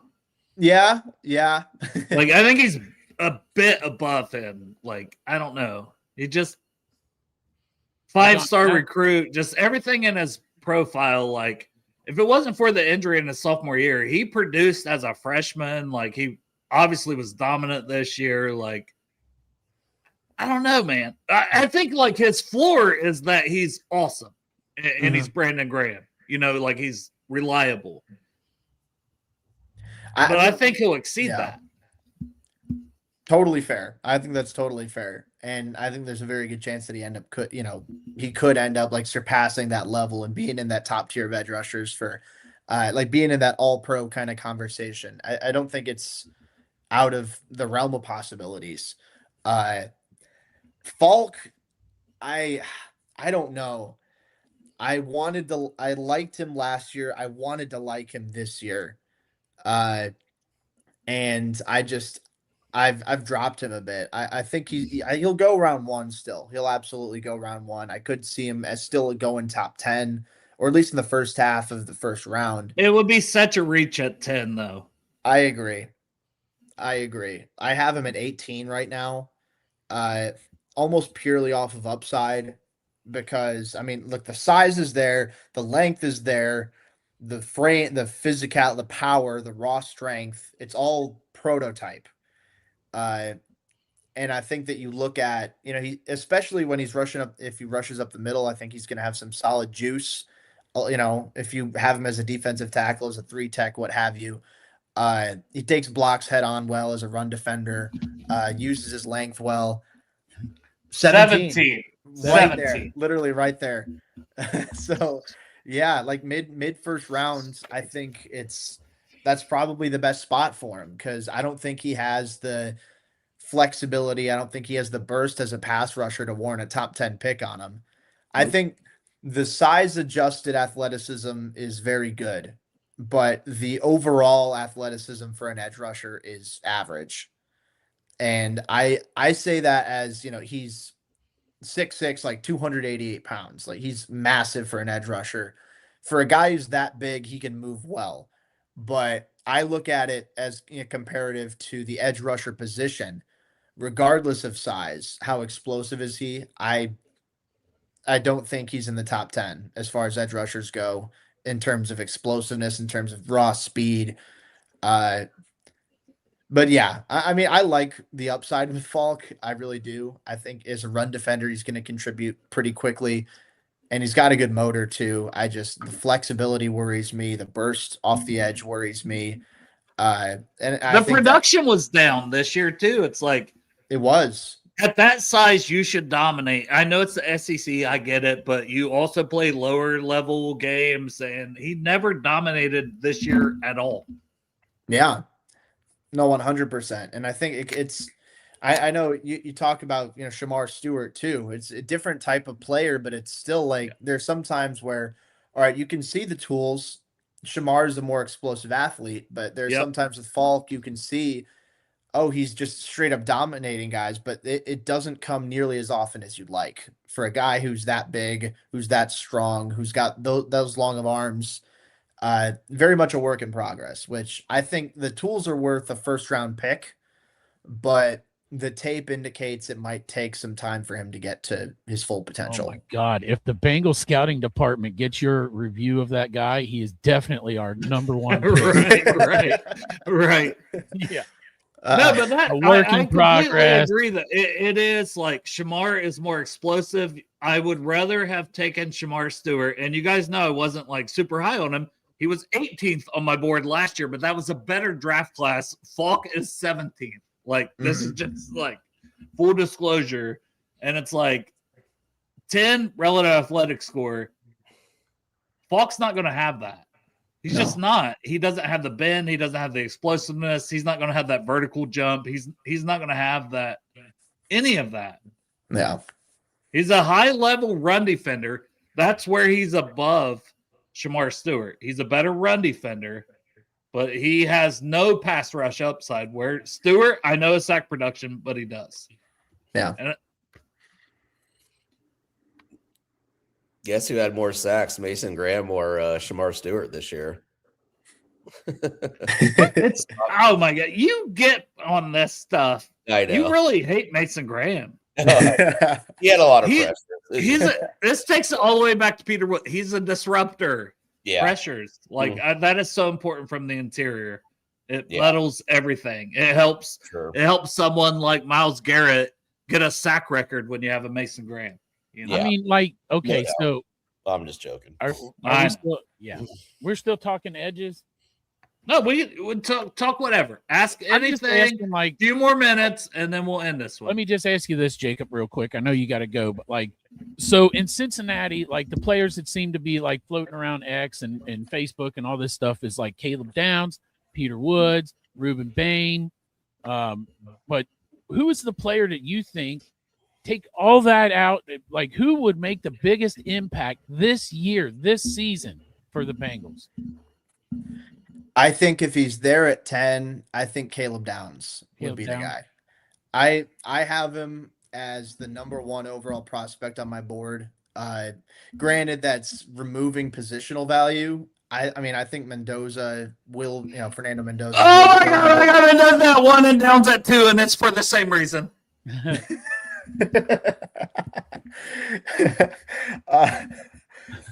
happened, crap. It did happen, Crip. Yeah. Sorry, Tummy continue. sticks. Tummy sticks. Oh my Lord.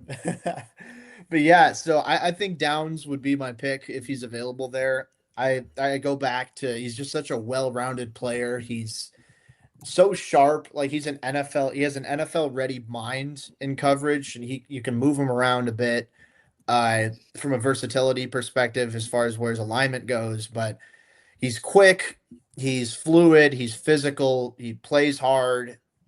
I think he's the total package at safety. How is he at rushing the passer?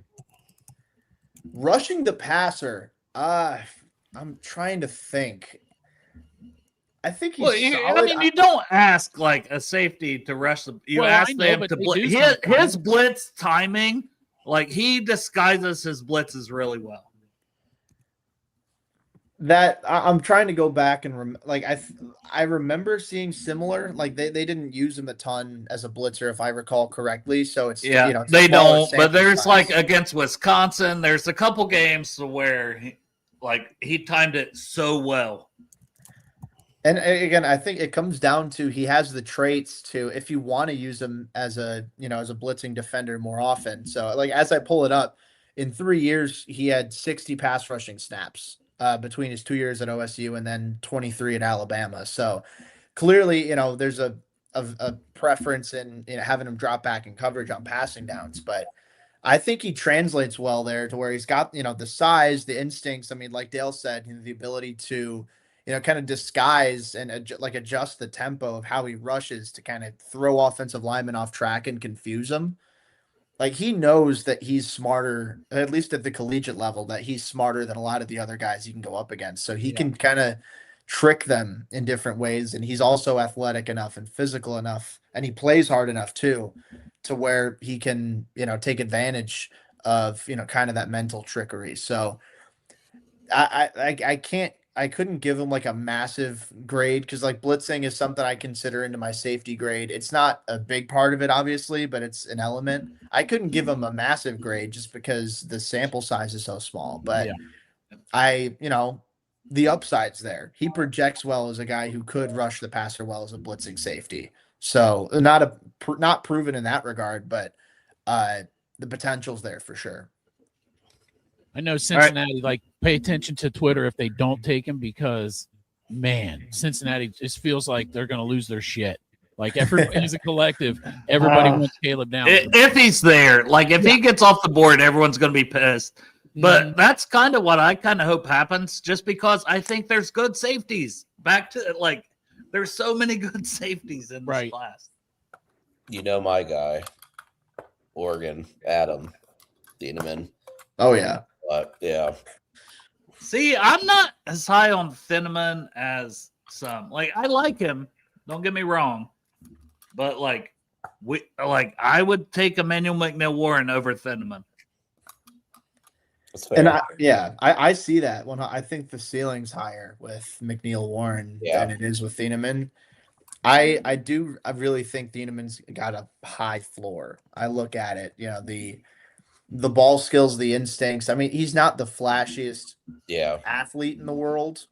And I think that, once he gets in the box, taking blocks head on, he could improve a little bit. But I love the versatility. I love the motor. I love how quick he processes in coverage. He brings it as a downhill run defender. Even if the ball production wasn't as good as last 2 years as it was when he was a freshman at Purdue, I still think there are plenty of encouraging plays that he shows in coverage to where he can make a play on the ball, or at the very least eliminate a route out of consideration. So I'm a big Thieneman fan. Again, would he test out of this world? I don't know. McNeil-Warren, I think, will probably go higher than Thieneman, heavily off of upside. But yeah, I mean, I can see both. I can see the arguments on both sides. I have to ask where you have them. Where you have them on your? I have Thieneman, Thieneman at 37. I have Emmanuel McNeil-Warren at 33. Okay, so I have Thieneman right now at 29, and then I have McNeil-Warren at 40. Okay, so we just broke up. It's fine. Hey, let me throw this in there for you guys. Maybe it's a thing you don't realize that you don't throw into your scouting, but I like McNeil-Warren because last year I liked Emmanuel. And guess what? Them two names kind of sound similar. So I'm on the McNeil-Warren train. You might want to think about that when you're scouting these players and lining up your top 100, both of them. Well, it is true. Yeah. Chop, to be fair, you had a player a couple years ago also. Oh, no. Even last year, it was Eman Worry. Yeah. But it was your other player was Swessinger who won I know. Defensive Player of the Year. Yeah. So Chop barely pays attention. I But when barely he pay does, attention. he crushes his yeah. his guys, like That's his right. guys. His All right. hit rate is unbelievable. Yeah. It's true. Jacob, do you have and we'll go around the horn. We'll let you out of here so you can go first, and we'll let you out of here to write some articles. Who are a couple of your guys, regardless of position, for this draft class? That Let's see. I'll go with. I know we already talked about Brian Parker, so I mentioned him, so I'll go with someone else. I love watching Akeem Mesidor, and every little bit tells me not to, because it's like, all right, he has an injury history, he's an older prospect, but I just love watching him play football. He's such a relentless, polished, physical pass rusher off the edge. how high is he on your board? 26. Oh my God! You guys are back together. We're back. Oh, We're Back back. together. Oh, Oh, back. that's so nice. We're oh so my back. God. This is beautiful. This is beautiful. Oh my Lord. So yeah, I mean, Mesidor, jeez, we're in lockstep. This is insane. Right. Well, he's This is only nuts. 2 hours away from you if you guys want to meet up. There 2 you go. hours from everybody. Dale's 2 hours from anywhere. Absolutely. Oh man, but yeah, like I love, like, especially, I mean, he's physical against the run, but I think he can win as a speed rusher too. Yeah, so which it makes for a really fun watch when you have like such a diverse arsenal as a pass rusher. So I like him a lot. Let's see, I'm going through. D'Angelo Pons is a favorite of mine. So, I mean, size be damned. I think if he were 3 inches taller, I think he'd be a top 15 player in this draft for me. It's just it's the size. I can't have him go round one just off of that. But the tape is so much fun. Where's he So at on fun. your board? So right now, let me find him. 48. 46. Oh Ooh, my Jesus! man. We're like right there. We're right there. So It's crazy. Pons, it's nuts. So Pons, I like a lot. I'm gonna try and go a little bit lower on my board. One guy I think I'm gonna end up higher on than the consensus is Marlon Klein, a tight end out of Michigan. Boo! I know. Okay. Yeah. Yeah, you lost me at Michigan. yeah, I was born in Kalamazoo, so I'm good with it. Go ahead. Yeah, so I think, even going back to 2024 when you had Colston Loveland on that team, Klein was still seeing a good amount of playing time as a run blocker. And I think that running so much 12 personnel and being used as, whether it's as a decoy on passing downs where they have him in pass protection, or, you have him as a run blocker, I think he's got enough reps, and he's a big, 6'6", 250. Yeah. I trust him a lot at the point of attack when you have him as an inline blocker. He's someone who can, run routes out of the slot as well, but I like him a lot. I guess as a U tight end, then someone who can move a little bit back and forth. But I'm also betting on freakish athleticism. Like, I know he was on Bruce Feldman's freaks list. I pulled it up number 35 this past year in all of college football, and they had him hitting nearly 22 miles an hour for in-game speed at 6'6" and 250 pounds. He's a great blocker. Yeah, great.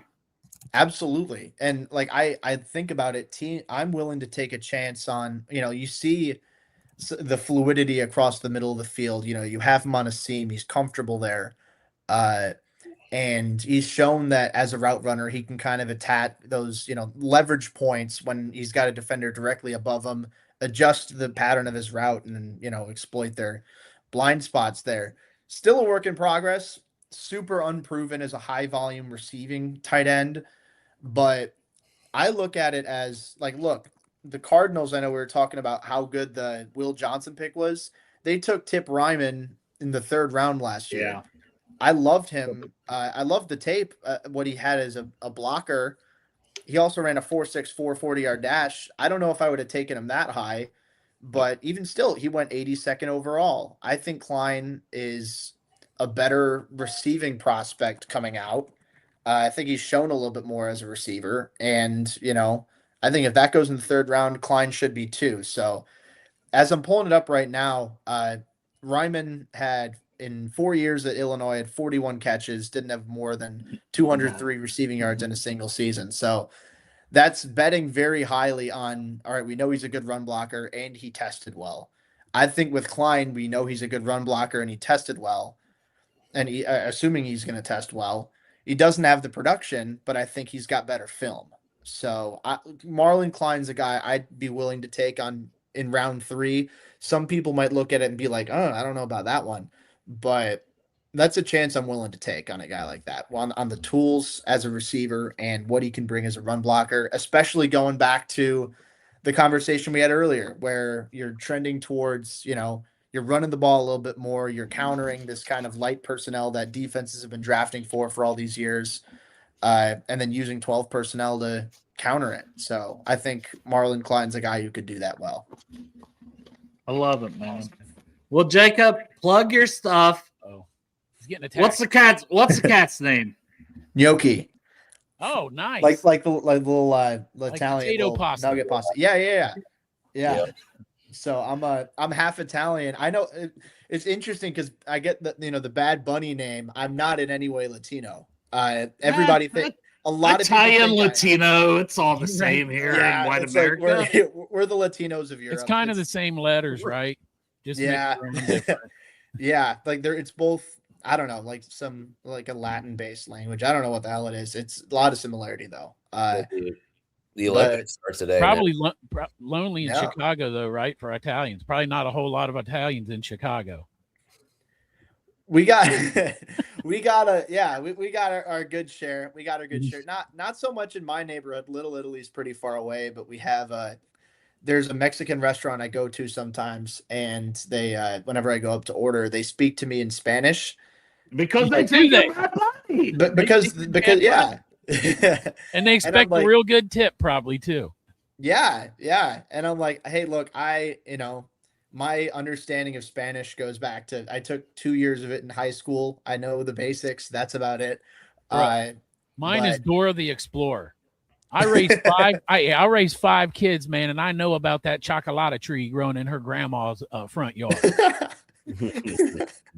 You're well versed then. There you go, man. That's all you need. Watch you some Dora the Explorer, and you're good to go.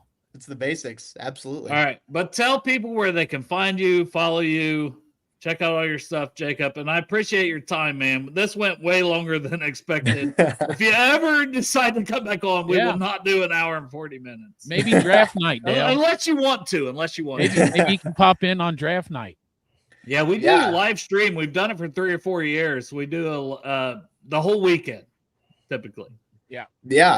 I mean, hit me up. Well, I'm still figuring out what my schedule is going to look like, but whether it's right before, during, or right after, like just hit me up for sure. So, you guys can follow me on Twitter at X at Jacob Infante 24.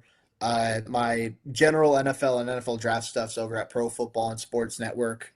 So profootball.com. And then profootballnetwork.com. Sorry. Geez, they're gonna attack me if I got that. Profootballnetwork.com. Yeah. Yes, there you go. So then my Bears stuff's over at Windy City Gridiron. I have in the hopper coming out tomorrow, dream prospects, so to speak, or guys who you don't necessarily think are going to be there at 25, but maybe for one reason or another they fall. A handful of them we talked about here today. So if you want some, additional breakdowns of some of those guys, check that out. But yeah, that's where you can find me. I do have a Patreon, patreon.com/Jacob Infante.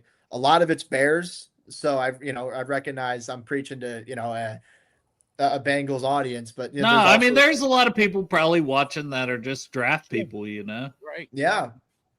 So, if you want, also just some general NFL draft stuff over there. My full big board's over there too. So I recommend checking that out. But yeah, that's all my plug-in. Those are all the spots you can find me at. So appreciate you guys for sure.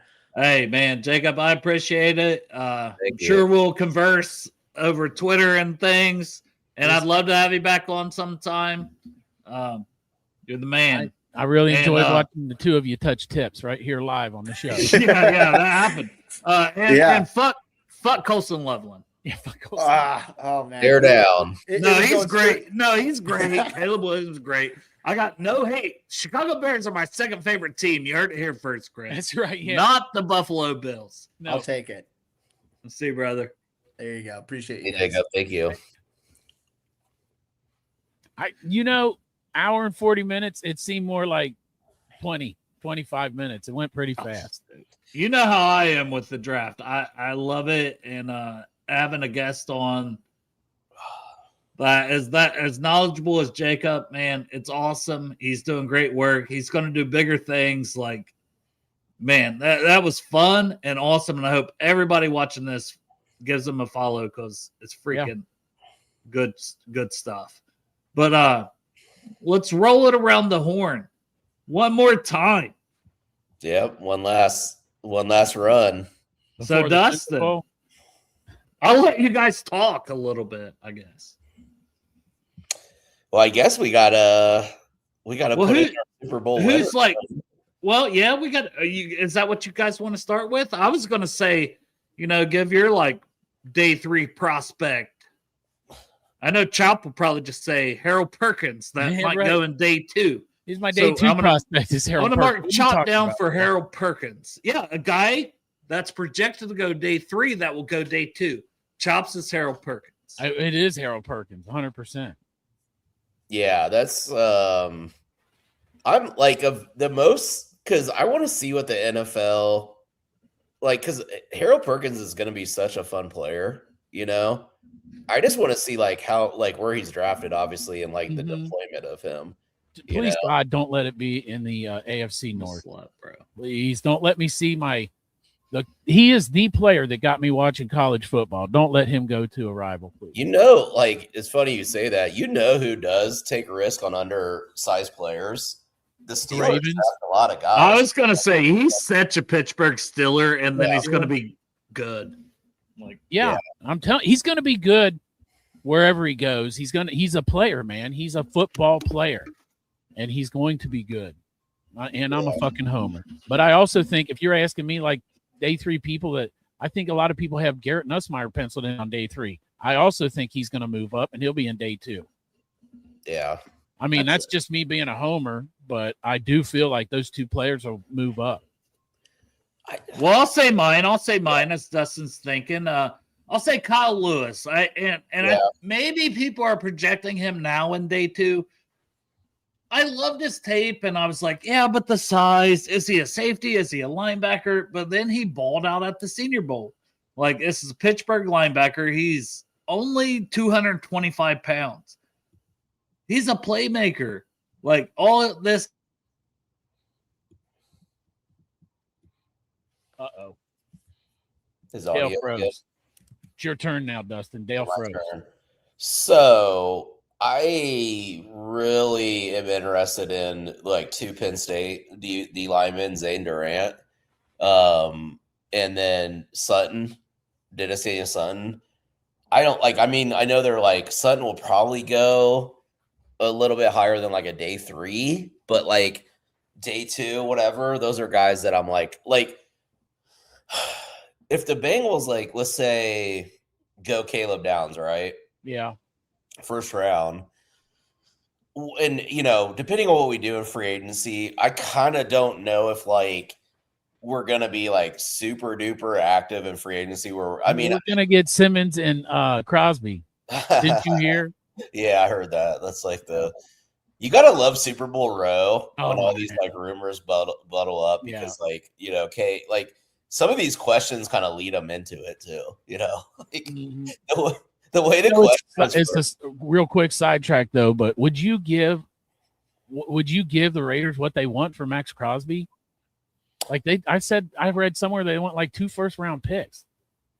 Probably not 2 first rounders because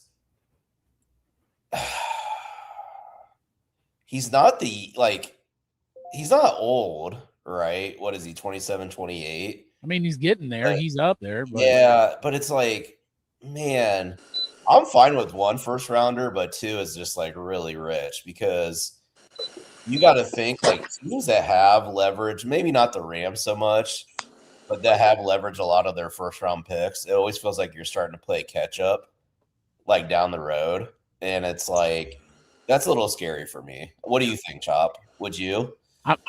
I think that I would not give a first round pick for him, because if you ask me, I would be more excited right now if you're taking that position, getting Reuben Bain over Max Crosby.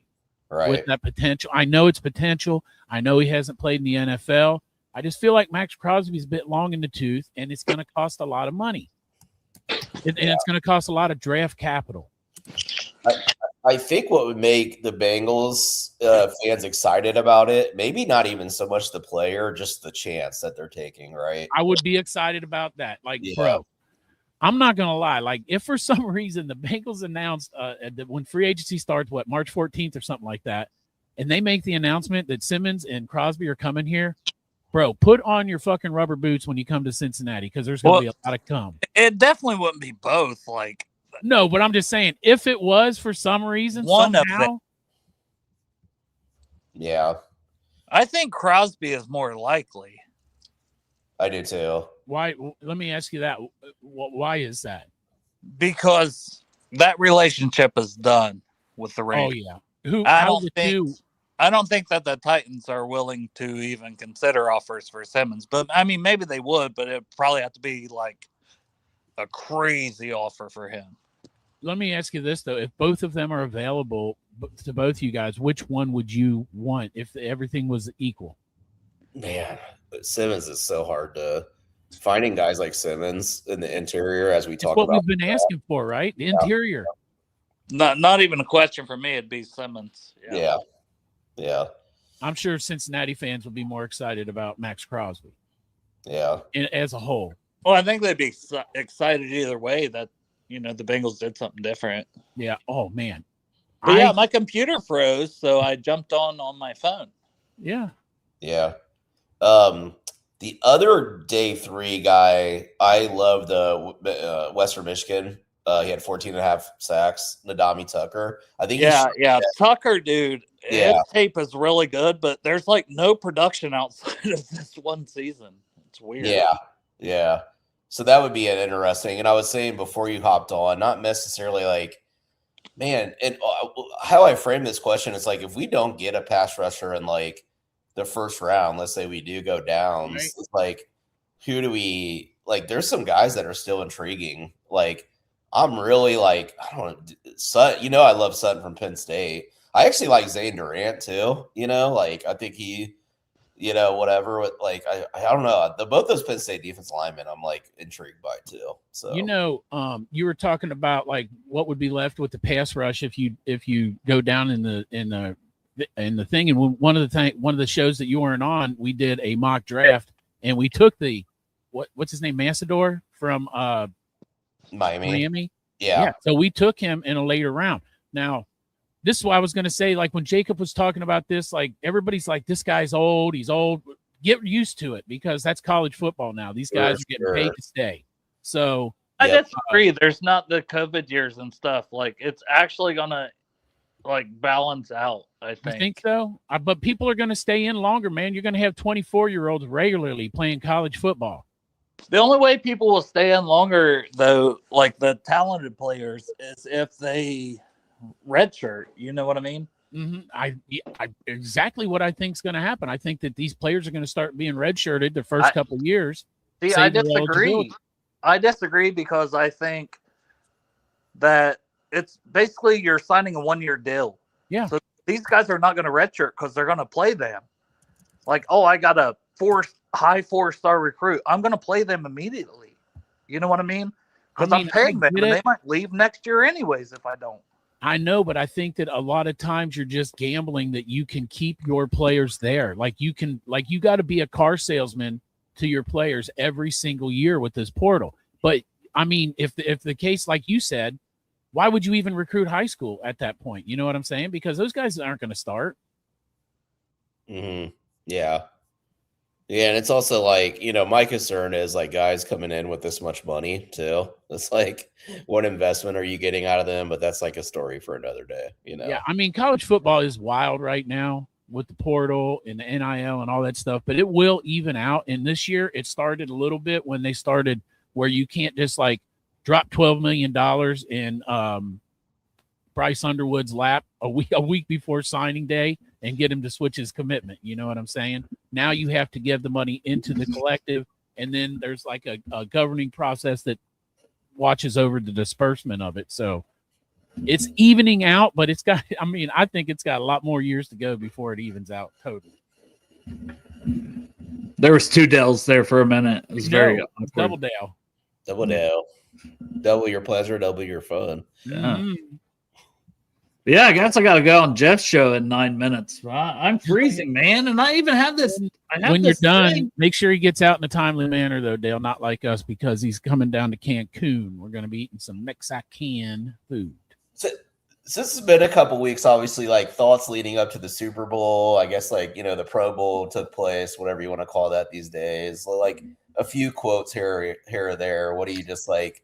What's in your mind, Bengals land related, and just like, you know, Super Bowl related? What's kind of like Jamar has a podcast. Yeah, right. And he's got a new Porsche. I just watched this YouTube thing this morning. God dang that Porsche. I was thinking, man, fuck this guy. Jesus Christ. This guy. I mean, Jamar Chase came from nothing, man. His family doesn't have money. You know what I mean? And this dude never had a job. So nice. Good for him. But yeah, that Porsche was lit. And that podcast coming out, Dale, I thought that maybe we should reach out to Jamar, because we got if they want to collab. Well, we got like 7,000 followers on X, and he might want to come on our show, and then that way he can promote his, and people might watch. True. So we might try to see if we can get him on here to promote his show. help him out. Yeah. But as far as the Super Bowl, I keep the same thought, man. I tried, but fuck the Patriots. I'm trying. Yeah, I'm Seattle. I'm rooting for Seattle. I'm picking Seattle because if the Patriots win, cool. Like Mike Vrabel, that's an Ohio State Buckeye, you know. So I still win at the end of the day. I'm just like very disinterested. I'm going to watch the Super Bowl for sure. I do think it's going to be a good game. I don't know. Just like my excitement for this season just got deflated with Joe's toe. And our more with our lack of defense, to be honest, because I do think that Joe Flacco came in and played really well. If we had a defense, if we'd have had half a defense, we would have been in the playoffs. Yeah. Even with Joe's toe.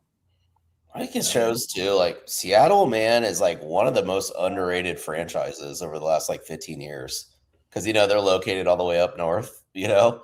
But like if you look at like them in the draft and the teams that they built, Legion of Boom, and just like their success, it's pretty impressive. Like, I do love their storyline too. Like I just think it's like because it's like a big fuck you to the NFL. Like Sam Darnold, this guy kicked around the NFL. Now he's in the Super Bowl, and if he wins a Super Bowl, it's not the same as Nick Foles. Nick Foles came in mid-season or towards the end of the season and won the Super Bowl. This guy is a backup that's been kicked around.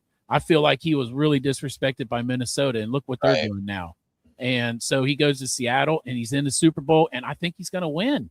And I think that is such a good story for that guy. Yeah. Hey, good for him for sticking around the league, bouncing around, being the backup when you know you're the guy, and then being the guy, and then them giving it away because you're viewed as the second guy, the backup, and look at him now. So good for him, and I love that storyline. And also, fuck the Patriots. Also, his grandpa's name is Dick Hammer, the Marlboro. Oh, God, no. Shut up. Yeah, today's Dick Hammer. When he was a Marlboro man. I love that. That's pretty fucking cool. Yeah. Just do a little Google search on that. Good looking dude, man. No, I don't want to Google Dick Hammer. Yeah, Google Dick. Let me wait till I'm on my work computer and Google Dick Hammer. That's valid. True. That could be. Don't Google Dick Hammer if you're in the chat. Like, yeah, don't. It's not a joke, I promise. It's hashtag Dick Hammer. It's like yeah, but if you Google Dick Hammer, that can't be good. I know. Yeah, you could end up on like some kind of site that I've been to that site. Wait a minute. Yeah. It's just actually pork chop. That's right. That's right. Hi, I'm Dick Hammer. DickHammer.com. Yeah. I want to look up dickhammer.com. Oh no, don't do that. I feel like I have to, but my phone might explode in my hand. Yeah, There's a well, Dick that ain't your Hammer phone, dot- Dale. That's not your phone exploding when you look up Dick Hammer. If there's a dickhammer.com, oh, our How society. can there not be a dickhammer.com at this point? Is it just a dick that's doing the work of a hammer? Just Well, it hammer- says sell in person, start free trial, open a new Shopify Listen, store. when I Dickhammer is a Shopify store. Pork chop. It is Hey, the chop shop. it's shop. 513. all right, you got me. Hey, can two of my stores sponsor the show? Can we? This store does not exist. Can we? Can my Dick Hammer store sponsor the show along with the Chop Shop? Bro, I literally typed in dickhammer.com. We need to buy it. It's a new The shirt. store idea. don't exist until now. Yeah, we don't know what's on the website. We're just buying that. What if domain. we- We'll what figure if- it out. What if we were able to create dildos for women or men? We Yeah. don't discriminate. That were on hammers. Boom. Like- Mm. Well, you Yeah, know, the I The was gonna batteries say, went like the handle of the hammer, and it's like when hammering down. dude, when I worked in radio, they had me going Hey, and we're setting on up at doing promotions at different those porn shops, you know, that sell the adult toys and stuff. And I swear to God, I remember one in Millville had this thing called a man hammer, and it was literally like here. It was like this. It was like from the elbow to the fingertips with a fist, and it was like the size of my arm and fist. That's the man hammer. Now, so get that visual when you're thinking about the dick hammer.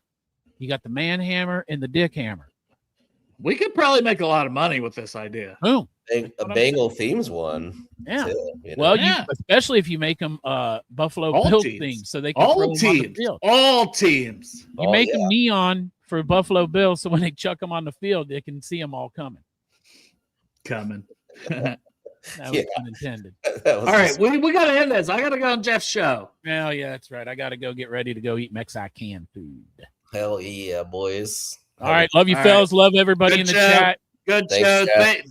Thanks to Jacob again for coming on. That was really fun. We may be Eskimo brothers just from draft now. We got more guests coming up too, so stick around. Subscribe. Oh, yeah, Brian Bosarge probably Subscribe. coming on next week. Right. Hell yeah. And he's a Bengals fan. And he's got a real cool logo Yeah, with like a football with a chicken leg in it.